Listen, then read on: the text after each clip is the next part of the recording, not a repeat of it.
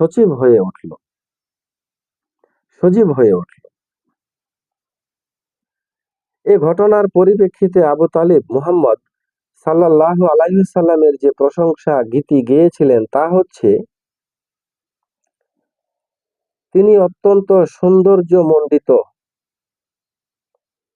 তার চেহারা মোবারক দ্বারা রহমতের বৃষ্টি অন্বেষণ করা হয়ে থাকে। সুবহানাল্লাহ, আলহামদুলিল্লাহ।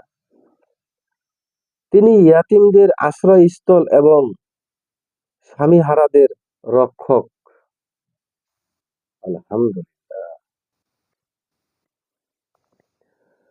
বুহাইরা রাহেব।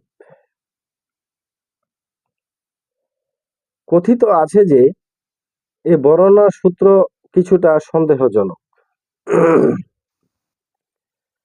নবী সাল্লাল্লাহু আলাইহি ওয়াসাল্লামের বয়স যখন 12 বছর, ভিন্ন এক বর্ণনায় 12 বছর 2 মাস 10 দিন।